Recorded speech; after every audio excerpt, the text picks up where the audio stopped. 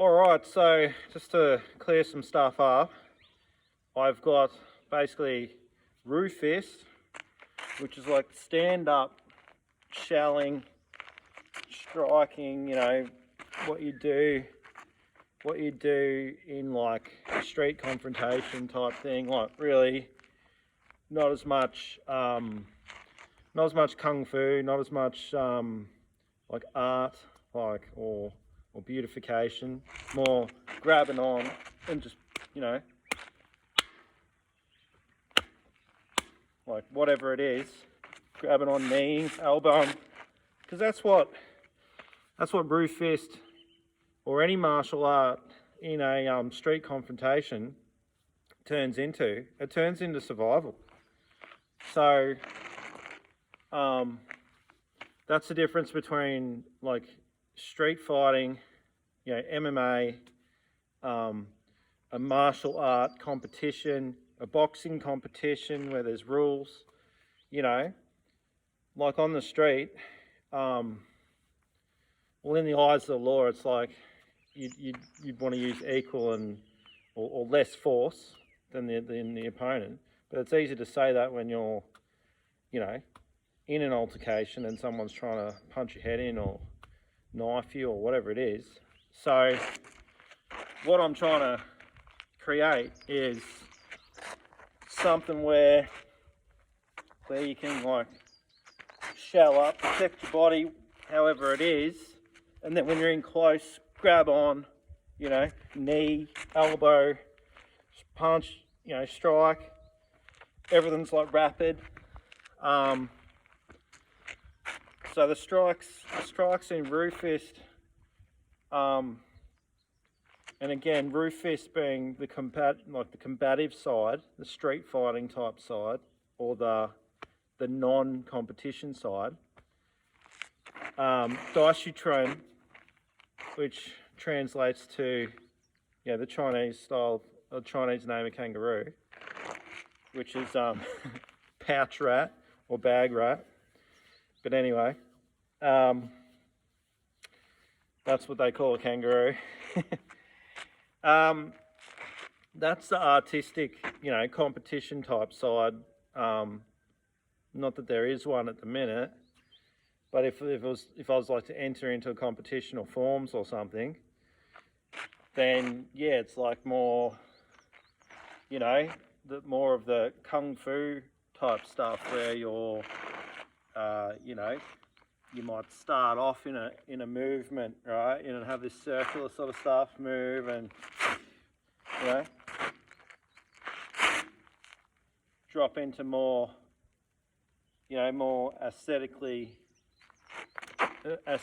pleasing type things, right? It's not to say that doing a more aesthetically pleasing type punch or whatever isn't going to work, but in the heat of a confrontation, it's just going to be more animalistic and more just like instinctual, and that's what a lot of like Roo Fist is too. It's instinctual, like you can throw a punch like this, but also you can just push this out, push this elbow out, shoot this punch, push that out into an uppercut, grab on, knee, pull them down, whatever it is. If I've got the person here, my weight's on them. Yeah, they could go for me legs or whatever, but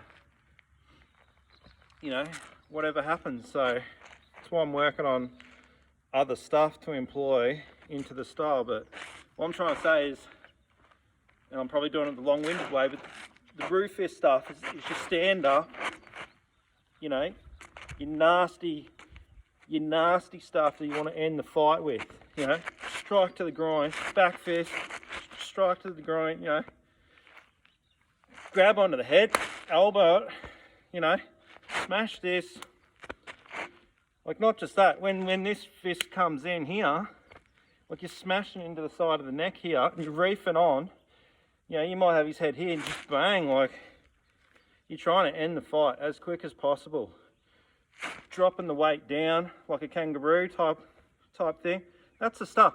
Grab onto the person, and you got to think too, you're doing push-ups, you're doing weights, like all this stuff. So, sit-ups. So you should be fairly strong. Chin-ups, keeping the body strong. So when you grab, and even pulling down exercises and different things. So when you grab on and strike this in, meanwhile, all this stuff's been striking trees, which I've said before. Like when that person's punch comes and you back fist it with a tree conditioned limb, the fight's going to be over anyway. Back fist in the trees is a bit different to back fist into someone's face. It's a lot more soft and squishy.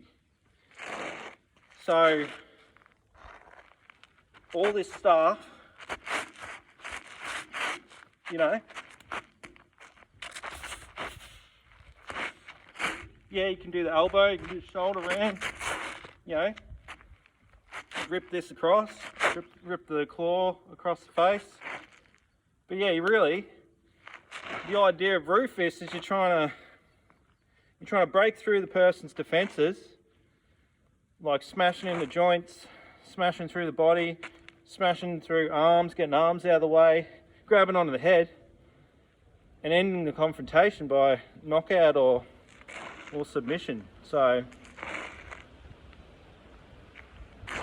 that's the difference between the art style, like the more beautiful sort of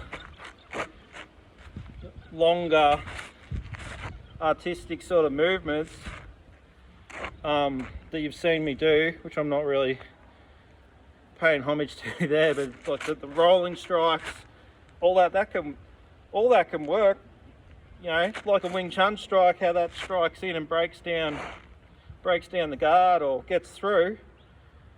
Those rolling strikes, the person covers up and smash in with a nice rip to the stomach, come through with the knee, with that knee sort of stuff, like coming in, grab onto the head, rake the face, like break down the face here into an elbow smash, into grab the head, rip down, pull onto the ground, stomp, punch, like depending on what the attack was, of course. I'm not into beating the crap out of people on the ground that clearly don't want to fight or whatever it is, because once you hit the ground, often the fight's over.